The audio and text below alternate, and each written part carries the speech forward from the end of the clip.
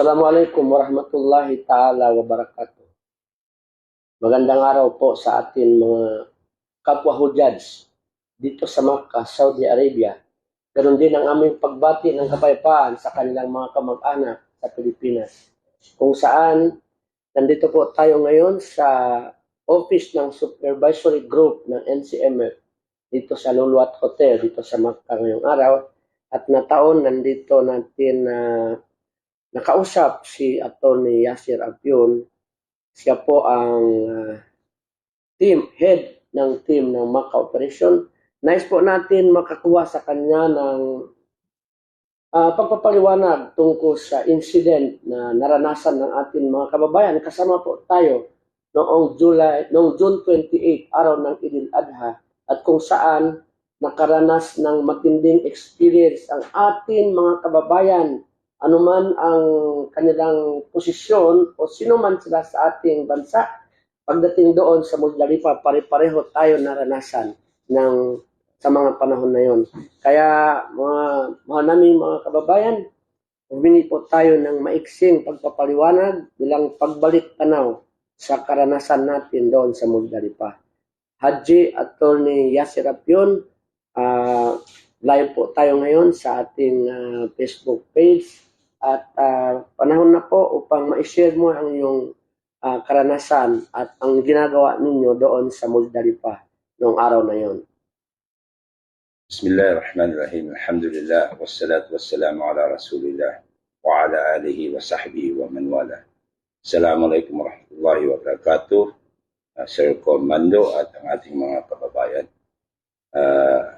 Alhamdulillah, ako'y nagpapasalamat sa pagkakataong ito na ma-share naman namin ang aming mga nalalaman, ang mga first-hand information na galing mismo sa amin at sa mga aming kasama doon sa ground nung nangyari yung Muzdalifah na delay ng paghahakot ng mga tao, ng mga pilgrims natin sa Mina from Muzdalifah. Unang-una po, nandito po tayo sa Haram mismo or sa Kaaba, kasi po ang kabuuan ng Haram ay tinatawag din Ka'batullah. So bawal na bawal po ang magsinungaling at ang pagsisinungaling at anumang kasalanan ay talagang napakabigat po pag gagawin natin dito sa loob ng Haram at Ka'batullah. So uunahan ko na po, manunumpa po ako ng pawang sasabihin ko ay ayon sa aking recollection, ang totoo lamang po. Pipilitin ko po, alanin lahat, base sa personal knowledge ko po.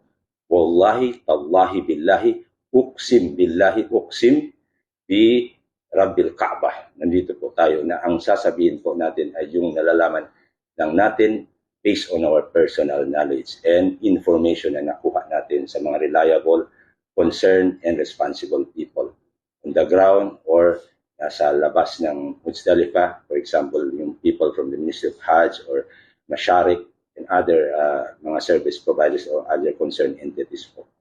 So, ang transfer po ng mga Hujjaj, transport ng mga Hujjaj mula Muzdalifah hanggang papunta ng Mina sa Yawmul Eid, sa 10th day of Dhul Hijjah, na sumasang-ayon sa 28 June. Okay? Yan po ay isa lamang sa mga operations sa tinatawag na Mashair. Yung Mashair area po, ito po yung Mina, Muzdalifah at Arafah. Yung operation na po ito, yung operation pong ito po ang tinatawag na Hajj rituals proper. Ito po gagawin natin yung mga arkan, yung mga essential elements, requisites. Kung wala po itong mga lugar na to at saka ating mga gagawin dito, ay wala pong visa ang wala po tayong Hajj. Okay? So, yan po ay napakalaking paghahanda. Hindi lang sa hanay ng mga Ministry of Hajj, ng Masharik at Maktab, kundi sa hanay po natin mga NCMF. Before, mga ilang araw po before mag-uumpisa yung mashair operation, yung Tarwiyah, yung Tarwiyah, na mag-uumpisa po actually yung pagta-transport ng ating mga pilgrims, bagamat ang Yawm Tarwiyah ay sa 8th day of Zulhijjah, ang pagta-transport po ng ating pilgrims ayon sa regulation na dahil po sa traffic ay gagawin sa 7th day of Zulhijjah. Okay? So malamang sa June 27 yun or 26, ganyan, pumapatak, di ba? So doon po yun magsisimula, sir. Now, bago po yung mangyari yan, mayroon po kaming mga meeting sa Masharik. Ilang araw bago mangyari, mayroon kaming meeting sa Masharik, mga series of meeting. Mayroong meeting para sa pagkain, mayroong meeting para sa movement. Movement po, yung bus movement po, pagsasakay ng mga pilgrims natin at movement ng bus from one place to another place. From hotel to Mina, and Mina para sa Tarwiyah, and Mina to Arafah, and then Arafah to Muzdalifah, and Muzdalifah to Mina, and from Mina back to hotel po. Lahat po yan ay pinagmimitingan po ng masinsinan ng ating ng Masharik at ng NCMF officials po, supervisory. Okay. I-share mo sa atin mga kababayan ang tungkol sa insidente kung saan inabutan ng sikat ng araw yung ating mga pilgrims at marami nang nagrereklamo na walang sasakyan, walang tubig, walang pagkain at hinahanap ang representative ng NCMF at yun ang dahilan kung bakit natin ito isinagawa, yung pagpapahayag na ito upang malaman natin talaga na hindi kailanman pinabayaan ng ating mga kasama ng NCMF ang ating mga hudyat. Kaya ikaw po ang gusto kong makausap since ikaw yung head ng team nandoon at gusto namin direct from you personally based sa iyong karanasan at kung ano talaga ang sitwasyon. Kakausapin po natin ang ating mga kababayan para talagang malaman nila. By the way, nanumpa po si Atty. Apion bago siya nagsalita. Magsasabi siya ng totoo at magsasabi siya ng walang labis, walang kulang kung hindi ayon sa kanyang ability tungkol sa kanyang personal experience na nandoon sa Muzdalifah. Atty. Apion, ulitin po ang pagpapahayag tungkol doon sa katotohanan sa pangyayari sa Muzdalifah. Yan na nga po. Sa meeting po with the Masharik, dahil po ang service provider natin sa Mashair ay yung Masharik. Ang Masharik naman ay dinivide nila ang Filipino pilgrims into 3 maktabs, inassign nila. Bawat maktab po actually ay dapat may maximum na number of pilgrims na 3,000. Okay? So meron silang bus assignments, ina-assign yung mga bus, number of buses sa kanila. Nilalagyan po ng Maktab 74, Maktab 75, Maktab 76. Yun po ang mga number ng Maktabs natin. Sa meeting po, gaya po ng mga meetings na na-attendan ko, mula ako ay na-involve. How many years na sa Hajj operation? Muassasa po dati ang tawag, hindi pa Masharik Al-Masiyah, yung service provider. Ay in-emphasize po nila ang regulations ng Saudi authorities, ng traffic enforcers, ng Nakaba. Yung Nakaba po, sila po ang company ng transportation. Sila po ang agency. Kumbaga, kumukuha din sila ng may mga ilang companies na under sa kanila, Abu Sarhad, Makkah, ganyan, iba't ibang companies po, bus company under sa kanila. Yung bus po ay hindi siya Masharik, kundi sa Nakaba. Makikita po sa payment ng ating mutawif, meron dong isang fee na para sa Nakaba. Yun po ang transportation na gagamitin. Exclusive. Kahit po ang Masharik, na sila ang service provider natin sa Mashair areas na to, sa Mina, sa Muzdalifah, sa Arafah, pero pagdating sa bus na gagamitin, ang may hawak po noon ay ang agency na tinatawag na Nakaba. Oo, wala pong control ang Masharik doon. So yung Nakaba po regulation, pati yung police po, authorities sa traffic po, Saudi authorities as Ministry of Hajj, ini-impose po nila yon sa Masharik. Tapos nire-relay po sa atin sa meeting. Ito po, makikita niyo po, in-explain po nila, for every maktab, maaring 21 buses po ang gagamitin. Every maktab. Pero, depende din doon sa movement. movement from Mina, from Makkah po, hotel to Mina, magagamit po yung maximum na 21. Per maktab. 21. Dahil makikita niyo po, tatlong rudud, meaning 3 repeats. So 21 times 3 repeats yun, maubos po lahat ng mga pilgrims every maktab. So 21 each maktab, nasa 63 po yun, lahat. Tatlong maktabs for the Philippines. Yes. Philippine mission, Hajj mission. More than 60 po. Pumapatak lahat na po. Every maktab yun po, may tatlong maktab tayo, 21. Ngunit from Mina to Arafah, kukunti na po yun. Magiging 4 repeats na kasi bawat isang bus. Hanggang magiging 7 from Arafah to Muzdalifah. From Muzdalifah to Mina, talagang ang inaalaw na lang po, pakunti ng pakunti, mga 4 to 5 buses na lang every maktab. Dahil yun po ay ayon sa regulation ng traffic po, traffic flow sa Mashair area, meaning yung area ng Mina and Muzdalifah. Hindi natin yun gusto. Hindi natin yung control. Regulation yan. Regulation. Government. Ini-explain po yun sa atin. So, between 4 to 5 po ang magagamit bawat maktab. Ang available po na buses ng Nakaba to service all the pilgrims ay more than 1,000 po ayon sa Masharik. Na information binigay sa atin ng Ministry of Hajj at Masharik. More than 1,000. Pero yun po ay kinokontrol ng pulis. Mula doon sa malapit sa Jamarat area, bago lalabas papunta ng Muzdalifah, meron pong nagko-control doon kung kailan sila pwede paalisin, papuntahin sa Muzdalifah. So, yun po ang nangyari.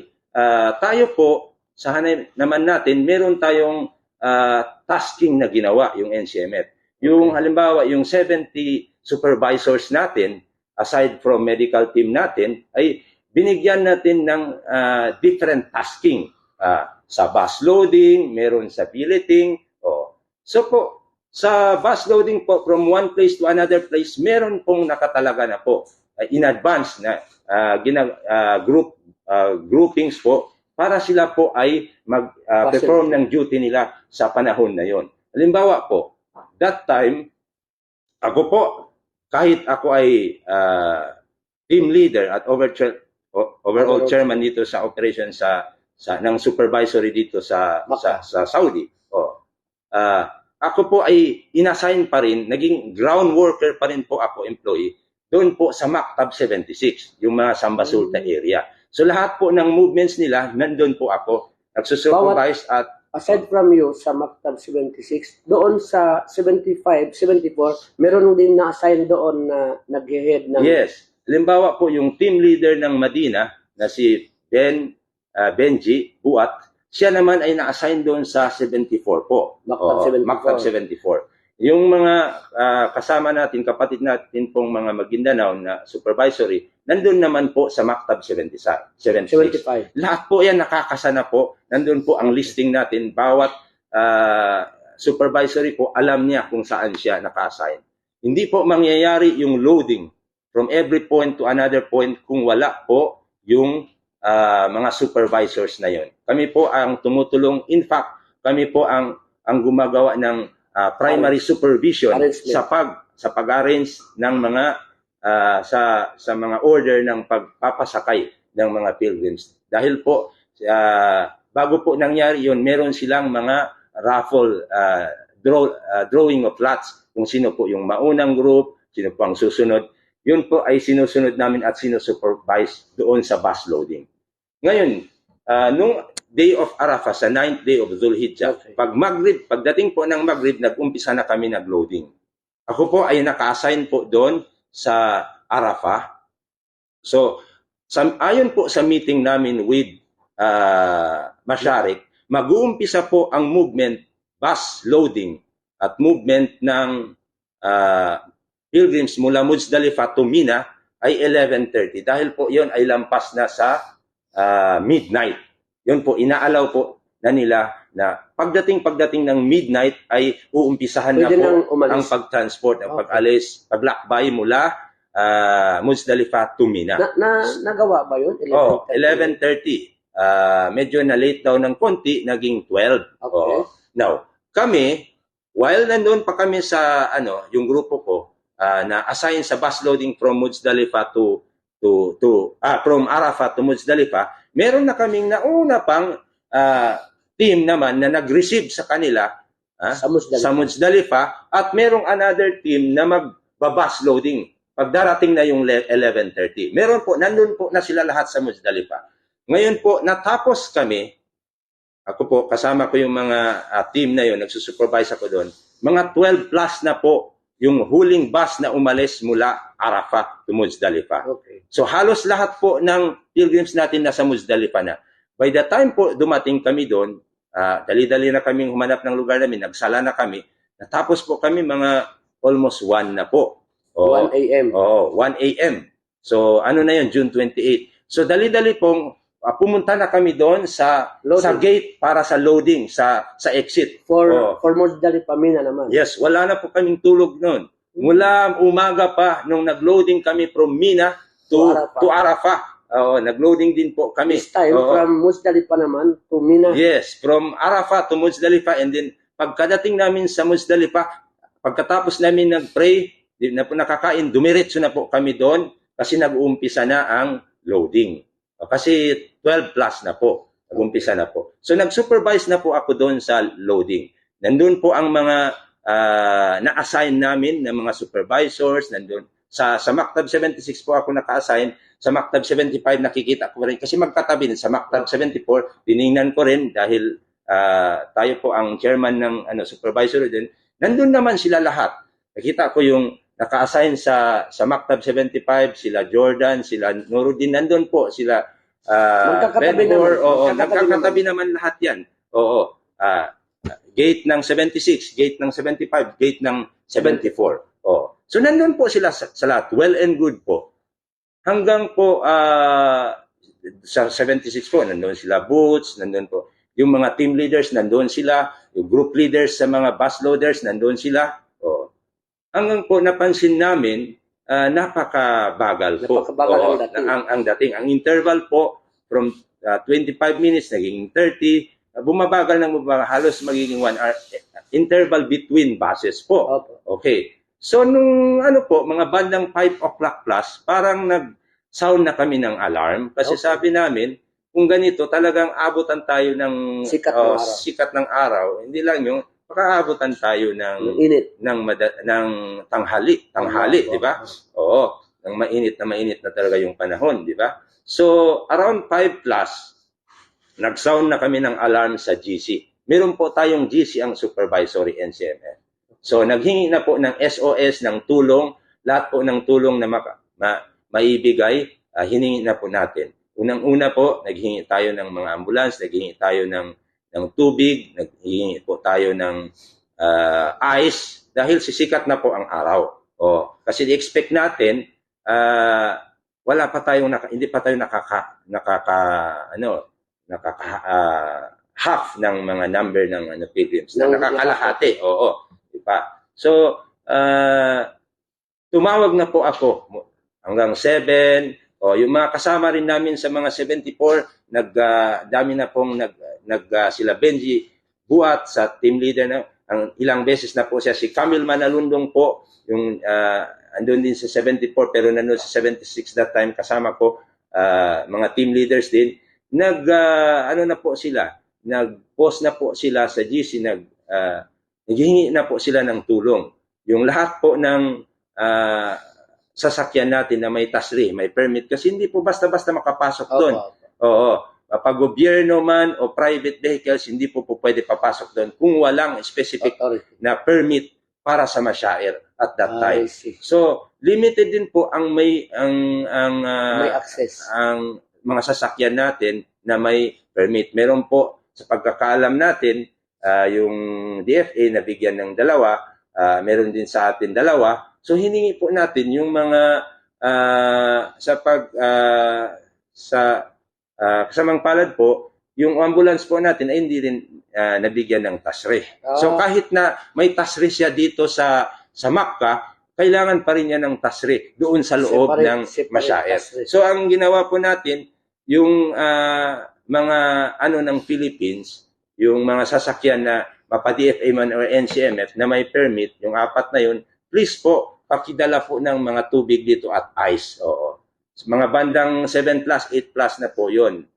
Tinawagan na. Tapos, nag-umpisa na po ako mga 7, tumawag na po ako sa Masharik. Oh. Okay. Yeah. Tumawag na rin ako sa Ministry of Health kay Badar Sulami pero hindi po kasi-id yun. Si Bandar Damanhur, yung Vice President, hindi rin po sagot sa call ko. Pero yung Masharik na in charge sa Philippines, nakasagot po si Mr. Wahid Murad. Sabi ko, kailangan namin ng bases dito. Hindi ba po pwede padagdagan yung bases at ipabilis yung flow? Kasi kung ganito ang mangyayari, talagang aabutan kami ng tanghali. Kinausap po namin yung maktab. May maktab naman po doon. Representative sa loading, sa labas ng gate. Meron. Kinausap namin, bawat isa, sabi nila, hindi rin nila alam bakit ganun kabagal. Pagkakalam nila, kinokontrol doon ng pulis doon sa bandang Jamarat at Mina. Ayun po, mayroon pong dumating Masharik doon, tapos tinanong ko po, nagdala ng siguro mga bandang 11 na. Okay. Matagal po ang pagdating ng yung Masharik na may dalang tubig, na truck na may dalang tubig. Dumating po mga 11 plus na. Ganun din po kasi yung galing sa DFA, galing sa Jeddah pa yun. So mga 11 plus, almost 12 na rin po. Ganun din po ang sasakyan na may permit doon sa NCMF kasi hindi basta-basta malaki, nawawala din po ang mga sasakyan, hindi basta-basta makapasok, marami pong blockage. So sa madaling salita, mula 7 tayo naghingi ng tulong, padamihin yung bus at dumating sila mga 11 plus. Ganun po talaga. Okay. Yung ambulance, tumawag din po ako ilang beses, 997 at 991, tumawag na rin yung iba. Nagtulong-tulungan na kami kasi meron na pong mga halos himatay na, meron pong nangangailangan ng medical attention. So sa GC po namin, ang dami ng mga kasama namin tumatawag ng medical attention. So kahit po hindi medically trained, tumutulong na lang po kami. Pero lahat naman kami po ay pareho rin nagsasuffer. Lumabas na po kami ron. Ako mismo, lumabas na ako doon sa daan kasi ang dami ng mga pilgrims sa daan para lang mapansin, halos harangin na namin yung mga sasakyan doon, pati pulis, para lang po masaklolohan na kami at saka mapabilis nila. Ma-realize nila na kailangan nilang palitan na yung regulation nila na kinokontrol nila masyado yung number of buses na ina-allow nila para padamihin nila at iluwag nila yung flow. Para lang mapansin kami. Lumabas na po kami kasama ng mga tao po. Sa daan na po kami, parang humaharang na po. Para lang mapansin, ganun na po kami kadesperado. Ginawa po namin ang lahat. Ngayon po, tatawag ka ng ambulance. Yung mga ibang countries, busy rin po yung ambulance na pumupunta sa kanila doon. Tiningnan po namin mula dulo sa baba at sa dulo sa taas, lahat po yun, iba't ibang country, Asian at Southeast Asian pilgrims, nandoon din po sila that time. Marami rin pong nadidelay sa kanila, mga na-stranded sa kanila. Nasa labas na rin po sila, nakahilera na po sila lahat. Sa loading areas. Hindi lang po tayo ang naapektuhan yun. Lahat po ng nandun that time sa Muzdalifah, sa area na yun, nakikita naman po natin kasi plain lang po yun, makikita mo, wala namang building. Mula dulo sa baba hanggang sa taas, makikita mo nasa labas sila, nandoon pa rin, marami pa rin mga hujjats, hindi lang po tayo. Lahat ba ato ng maktab at loading area, meron ba kayong mga kasamang taga-NCMF din doon? Kasi may mga nag-live pa na wala daw doon ng NCMF at hindi daw kayo nakita. Paliwanag mo sa atin. Wallahi po, nandun po ang mga kasama namin. Wala na pong boses dahil mula umaga pa loading sa Mina hanggang sa Arafah. Pero kahit ganun pa man, walang tulog, wala nang boses, nandoon po sila, nandoon pa kami lahat. Hindi po tayo magsisinungaling, nasa haram pa tayo. Nandoon po sila dahil yun po ay naka-pre-assign na tasking nila, yung sa loading. Wala pong mangyaring loading kung wala pong NCMF doon. Okay. Ako po naniniwala ako. In fact, na-interview ko rin ang isang supervisory personnel na mismo siya, nakausap niya yung mga SAIC Sabi ko nga sa kanila, paano ito nagsasabi yung mga tao na wala daw NCMF doon. Samantala, mismo sila nakipag-usap sa mga site doon sa Maktab 74, sa Maktab 75, at ikaw yung sa Maktab 76. Noong naglakad kasi kami, attorney, papuntang Mina kasi lobat na ako. Kailangan din natin maiparating ang impormasyon sa atin mga kababayan. Kaya nung nag-live na po tayo, sinisiguro ko bago tayo magbigay ng impormasyon, ay nakausap ko muna yung ibang mga dumating na at sinasabi nila na sila yung huling dumating. Sila yung huling na umalis at para Musdalipa, sila yung mga supervisory at tinyak nila na wala ng tao doon. Sila na ang huling sumakay. Kay ikaw, pang ilang bus? Kami na po ang huli. Kayo po siniguro po namin, 12 o'clock na po kami umalis doon. Opo. Yung lahat ay nakasakay na bago kami sumakay. Ganon din po sa Maktab 74, sa Maktab 75. May mga kasama na tayong taga-supervisory, sila po ang kahuli-hulihang sumama. Siniguro po natin na lahat ng pilgrims ay na-i-transport na. Na mayroon pong nag-check sa atin. Halimbawa doon sa 76, yung si Benhar Sawadi, in fairness po sa kanya, siya ay assign sa bus loading, nasa labas na siya kahit gano'n ka-init ang araw, hindi siya natinag. Nandoon pa rin siya. Mula gabi hanggang araw, hanggang tanghali. Tapos chinek niya pa lahat, hindi lang sa 76, 74, 75, chinek niya kung wala na pong naiwan na pilgrim. At nung wala na po, sumakay na po kami lahat. Siya po yung nakausap ko, si Benhar Sawadi. Yes. At sinityak niya, kasi noong nandoon pa nag-chat na kami sa group chat. Sabi ko, tingnan ninyo muna yung mga silong diyan. Baka meron pa tayong jamaan na sumisilong at hindi nyo napansin. Sabi niya, pinuntahan na namin lahat. Wala nang lugar dito, sabi niya, hindi namin napasok. Kaya tinitsak din natin po na talagang since kayo yung huli, meaning hindi na yung iniwan yung mga jamaa. Hindi totoo, walang NCMF doon. At meron pa tayong nabalitaan na meron daw mga foreigner sumakay doon sa bus ng para sa atin. Yes. Totoo po yun. Kasi po, mayroong mga ibang mga countries din po. Actually, sa 75, hindi lang po Pilipino ang siniserve nila. Meron pong hindi Pilipino. Dahil umabot lang tayo ng 1.5 doon. So, pupunuin nila yung 3,000. May space para sa mga foreigner. Para sa ibang lahi. Yes. Nasa talaga yan, regulation din, na bawat maktab ay dapat aabot ng 3,000. So, pinuno nila. At saka merong katabi natin, mga iba't ibang lahi po. Nasa labas na rin po sila. Mahirap na rin po silang i-control that time. Kasi po, lahat po ay gusto nang makasakay. Hindi lang po tayo. Desperado na rin po sila. Humaharang na rin po sila ng mga sasakyan, bus na kung may dadaan po, puno man o walang laman po ay hinaharang na rin po. Ano totoo yun, attorney? Yung sinakyan daw din yung bus, hindi na yun galing sa Masaryk o galing sa Nakab. Ano ba yun? Ganito kasi po ang nangyari. Di ba po, as early as 7 o'clock, tinawagan na po natin. Dahil ako po ay may coordination. Ako po ang may contact sa mga officials ng Masaryk. So, yun po ang talagang tinodohan ko na tinawagan.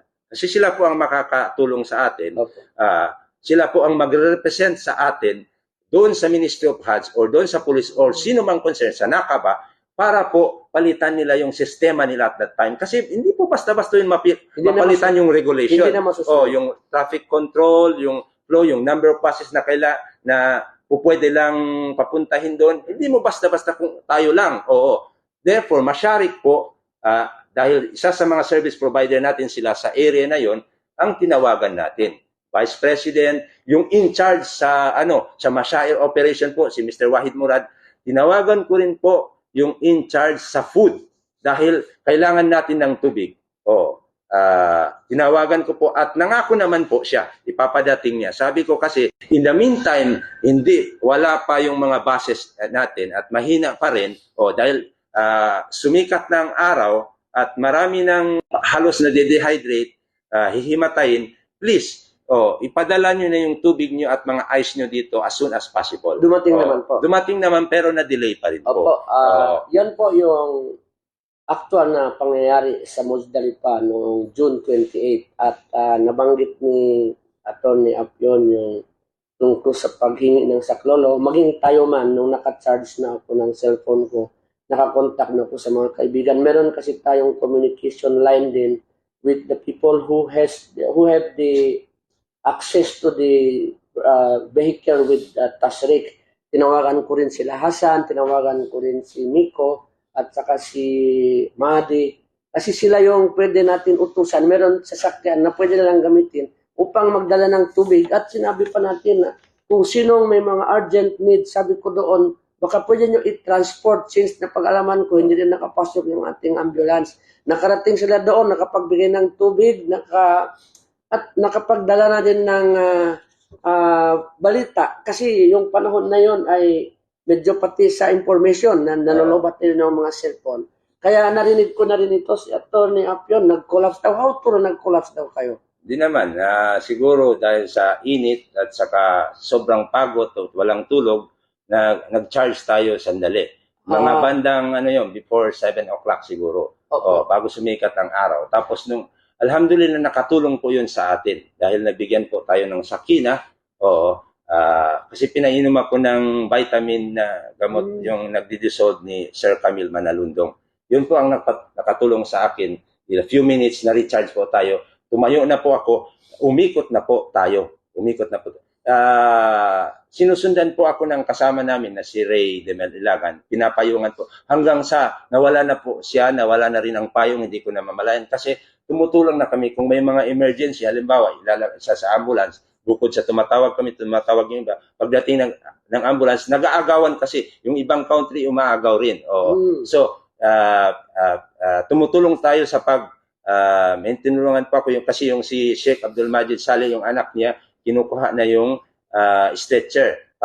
Kasi nasa loob, mahirap po mag-akyat doon sa taas. Sino yung sa loob? Si Sheikh Abdul Majid Saleh. Anong region? Taga Region 9 po yun. So, dinala po namin yung stretcher, tapos sa loob, ngayon, pagpasok na sa loob, nagpaiwan na ako sa labas kasi meron pang mga babae doon sa labas na nangangailangan niya. Kinausap ko yung ambulance po, kung po pwede, yung iba, kahit mag-upo na lang doon. O mga 3-4 kung po pwede, madala nila doon sa hospital.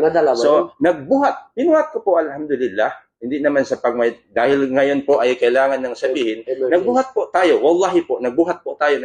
Naka-ihram po tayo. Wala na pong, payong. O mainit na po, mga 10 plus or 11 plus na. Dinala po natin. Tapos pagdating po ng bus, kung may darating na bus, tumutulong po tayo, sasabihin natin, prioritize na tayo. Huwag na natin sundin yung order natin dahil prioritize na tayo. I-prioritize po natin yung mga nangangailangan ng medical attention, yung masama na yung pakiramdam, sila muna ang ipasok natin. Pero po, mayroon po pumapasok na ibang country, hindi naintindihan tayo. Tapos, hinihatak naman natin, pabalik. Ang hirap po that time, parang in total chaos po.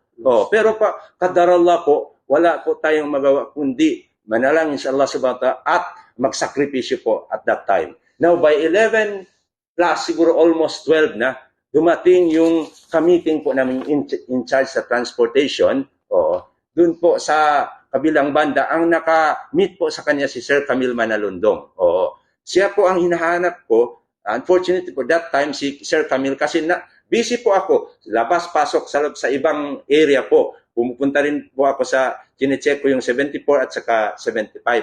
Yung nag-explain po, nag-meeting po in charge po sa transportation ng Masharif, si Ustad Safi, dumating po doon. Sabi niya, dumating ako dito para investigate, kukuha ng ebidensya, nag-picture siya para i-recommend ko yung immediate action para ma-remedy dito. After few minutes po, banda 12 o'clock, nakikita namin, may dumating na Ministry of Hajj, pinapara na lahat ng bus na dumadaan kahit hindi Maktab 74, kahit walang Maktab number, pinapara pag wala pong laman. Kaya po, sumakay na po lahat. Ministry of Hajj. And Umrah, nakita ko. Nag-take over na sila.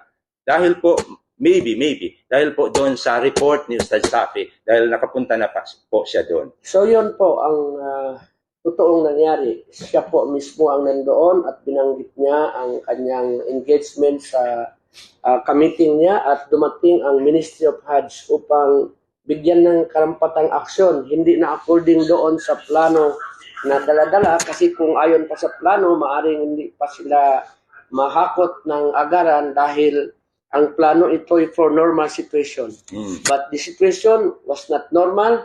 Kailangan na natin gumawa ng contingency action. At yan po ang paglalahad hanggang sa nakaalis na kayo.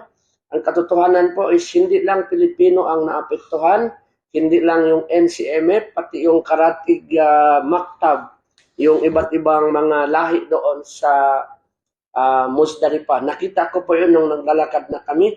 Lahat na ng tao na sa bukana na ng kanilang gate. May gate yun, bawat lugar ng Maktab. At walang sasakyan nakakarating. Kaya sinishare po natin ito bilang paniguro na hindi nagpabaya ang ating mga tao sa NCMF. Si Secretary Giling Mamunjong po ay nakakausap ko noong panahon na yun. Nandoon din siya sa lugar na yun. Hindi lang din sila nakapunta dahil hindi sarado na rin kasi yung sasakyan papunta doon. At nagmamonitor na lang yung binanggit ko kanina mga sasakyan. Kahit meron pa silang access, meron pa silang tasrik, hindi rin sila nakakapasok dahil sarado rin yung daan papunta doon sa Musdalipa. Kahit meron ka pang tasrik, kung ang pakay mo rin yung baylan, hindi ka rin makakapasok dahil hindi mapasokan yung lugar. Kaya po, sir, that time, meron pang mga, siguro mayroong chef na naka-megaphone, merong mga pilgrims na hindi nila alam. Nagtatanong sila, sumisigaw sa akin. Sabi nila, oo, bakit ba hindi na lang kayo kukuha ng mga 10 buses, tapos kami ang magbabayad. In-explain ko po sa kanila, hindi po ganun kadali. Kahit magkano po ang pera natin, kahit po gaano tayo kayaman, hindi po, walang silbi po yun po sa panahong ito. Dahil po, kung bus lang ang pag-uusapan, nandyan naman ang bus, ang dami, karami-rami. According to Masharik, 1,000, pero kinokontrol po ang pagpasok. Yun po ay may tasri na. At yun po lahat ay sa Nakaba. Nakaba lang po ang authorized na agency magpapadala ng buses. Ngayon, kung pribadong bus, walang tasri. Ang tasri, napakahirap pong kuha yun. Sa Ministry of HUDs pa po yun. Tapos, kahit na may tasri sila, papasok sila, kukuha dyan, makokontrol pa rin sila. Makokontrol pa rin sila dahil yun ay kukontrol pa rin ng pulis. Yun nga nakahilera na, na nakaplano na, kinokontrol pa. Paano pa yung papasok pa lang, nawala pa namang tasri? So, imposible po yun. So, in-explain po natin yun. Unfortunately po, meron na pong mga mga judge natin na hindi nagtanong sa atin, hindi pumunta doon sa gate kung saan nandun tayo, na nag-vlog na sila, akala nila walang taga-NCM, walang ginagawa. Ang magagawa lang po natin that time ay mag-coordinate, tumawag, humingi ng help, tumawag po tayo sa Ministry of HUDs, tumawag po tayo sa Masharik, tumawag po tayo sa Maktab, tumawag, kinoordinate po na yung present doon ng mga Maktab. Lahat po ng mahingian natin ng tulong sa GC po natin, sa GC namin with kasi mayroon kaming GC with the group chat with the embassy po, sa Riyadh at saka sa Jeddah Consulate. Okay. Meron po, naghingi din po tayo ng tulong kasi meron po silang sasakyan na may permit. Meron po, kahit na pupunta sila, siyempre, mangilan-ilan lang po ang madadala nila. At saka malayo pa sila from Jeddah. So dumating sila doon, almost 12 na po. Kasabay po ng mga nagsiratingan, ganun din po yung mga taga Masharik, yung mga tubig nila, almost 12. After how many minutes, na-change na yung traffic flow dahil secure, nakapag-report na yung si Ustad Safi, nag-take over na yung yung Ministry of HUDs na mga traffic enforcers, lahat pinara na, nakasakay na po lahat. Kumbaga, ang tunay na nakapagbigay ng solusyon ay yung Ministry of HUDs. Yes. Kasi sila yung overall na pinapakinggan at nagbibigay ng command. Kumbaga itong Ministry of HUDs kung sa atin NCMF. Yes. Siya yung may sakop sa activities ng religious affairs, ng kung saan nandoon yung HUDs operation sa ilalim nito. So, yun po yung kabuuan ng paglalahad at ang pagsasabi ni Atty. Apion tungkol sa pangyayari. Hindi naman po patas. At parang nasasaktan din tayo pag sinabing wala doon ang NCMF sa kabila ng sakripisyo rin ng ating mga kasamahan at hindi po alintana kung ano ang nangyari doon, pero kinikilabutan ako sa sinabi ni attorney kanina nung kahit magkano pa ang pera mo, kahit sino pang mga makapangyarihan kamag-anak mo na wala nang silbi sa panahon na yon. Kasi hindi na kayo makakuha ng sasakyan, hindi na rin makakapasok, at hindi mo na rin sila matawagan kasi ano magagawa nyo na? Kontrolado ang movement ng vehicle at hindi din sila makakapasok doon. So, bilang panghuli po, ano ang message mo para mabigyan kung mga gustong maniwala, gustong mapanatag ang kalooban, si attorney nagsasabi, yung last message mo na lang sa ating mga kababayan, attorney. Mga kagabayan po namin, siyempre wala po sa intention namin na parusahan ang mga kababayan natin hujjaj. Dahil po, ang mga hujjaj na po ito ay kapamilya natin, o kadugo natin, o kamag-anak natin. O sasaktan ba natin sila, pababayaan ba natin sila? Wala po yun. Bagamat on the contrary po, pinaghandaan po namin. Pero sometimes po, kahit gaano ang pagpaplano, ang paghahanda, ang mangingibabaw pa rin ay kadar ng Allah subhanahu wa ta'ala. Wala po sa control natin kahit gaanong pagpaplano at gaano tayo kayaman, gaano kadami yung logistics natin, o kung nakatakda po ay may mangyaring sakuna or fitna or trial, dapat po ay mahinahon natin, haharapin yun, hahanapan ng kalutasan at mangindua tayo sa Allah subhanahu wa ta'ala. Yun po ang ginawa natin. Nangindua tayo. Nagdua tayo po sa Allah subhanahu wa ta'ala at that time, pero ginagawa po natin ang sabab. Ano po ang sabab? At that time, tinawagan po natin ang Ministry of Health, tinawagan po natin ang Masyarik, ang bawat concerned na people. Alhamdulillah, dahil po doon, dumating din po sila kahit late na at nagkaroon po ng kalutasan. Sa mga nagkaroon po ng karamdaman na nangailangan ng medical attention, ipagpaumanhin po namin dahil naubusan na rin tayo ng mga ambulance. Ang daming ambulance pero nag-aagawan tayo sa ibang bansa. One time nga, nung nakita ko may ambulance, tumakbo ako doon para dalhin yung isang pasyente doon. Doon pala ay puno na. Tinuruan ako sa ibang sa ibang maktab, meron dong nakita ko na ambulance, puno rin, nag-aaway rin doon. So, talagang wala pong out of control po tayo. Sometimes po, mangyayari po yung mga ganun na takda ng Allah subhanahu wa ta'ala.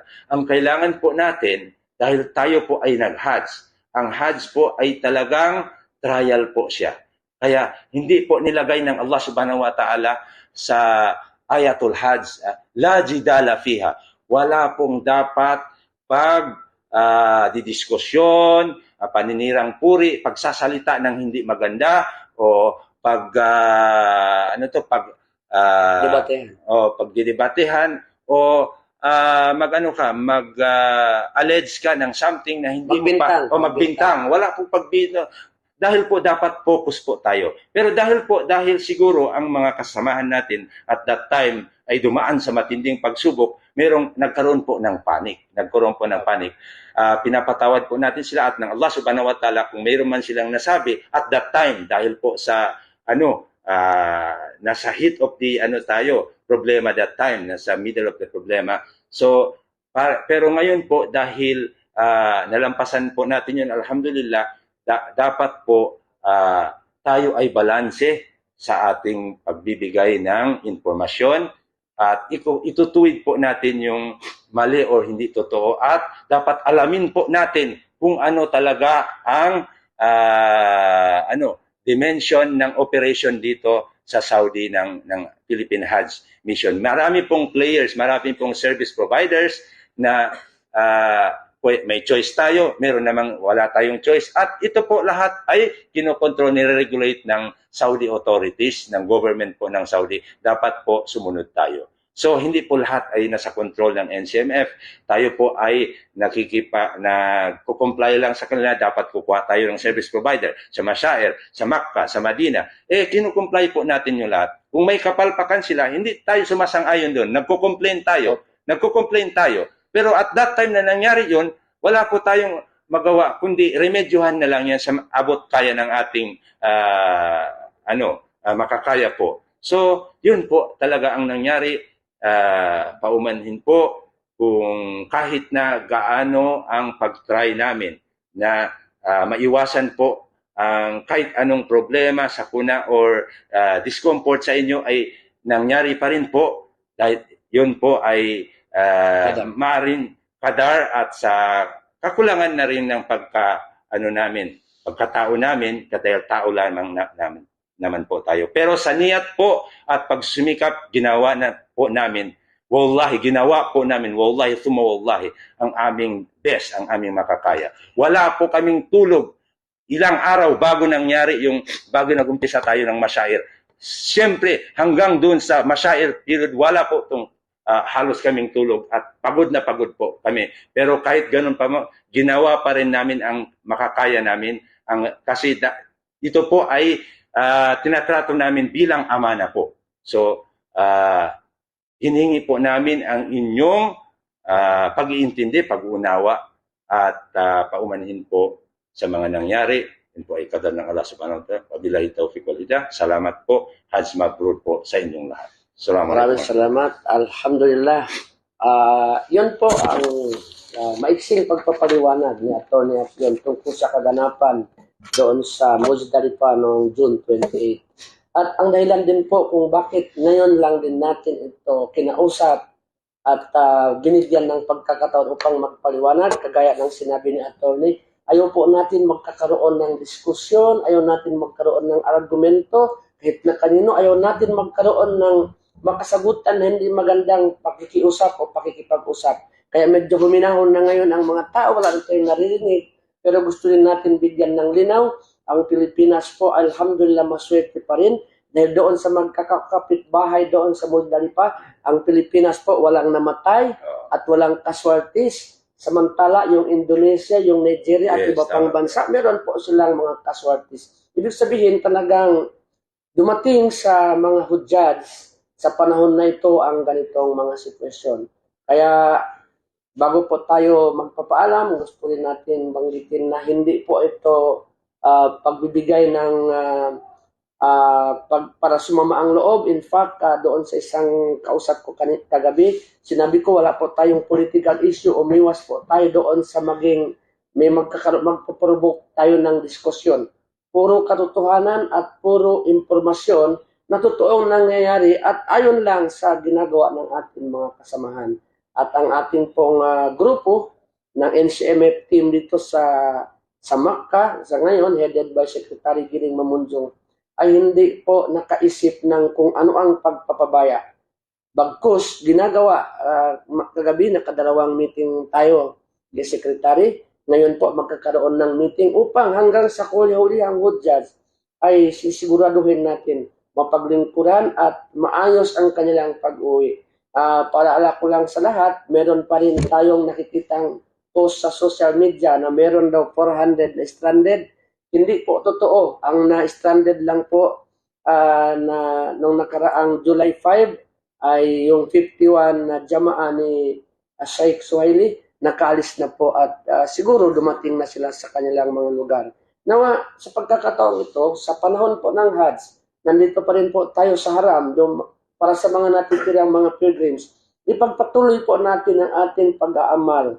Napakalaking impact na dito tayo sa haram, magkakaroon ng mabuting gawain, pakikipanaw, pakikipagsalamuha natin sa ating kapwa Muslim, at ang ating ugnayan sa dakilang tagapaglikha ng Allah. Nawa po ay tanggapin ng Allah ang lahat ng ating mga haji o tatanggapin ang ating pagiging hajj itong panahon dahil hindi po natin alam kung aabot pa tayo sa susunod pang haji. So let's consider that this is our last hajj, but let's also ask Allah to grant us another opportunity to perform Hajj in the coming years. Muli, ang inyo pong lingkod, si Brother Yusuf Mando.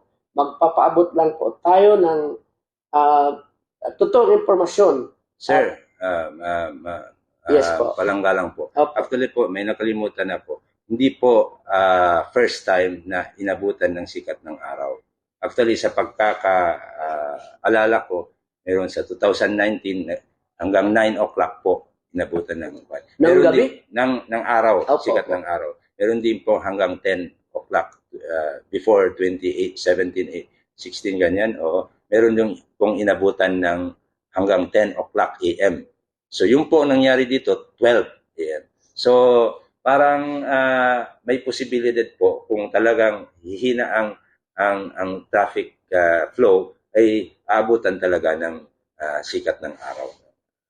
So, ganun po. So yun po ang pangyayari doon sa Muzdalifah noong July 28, 2023. Kami po muli ay humihingi ng inyong paumanhin at pag-unawa.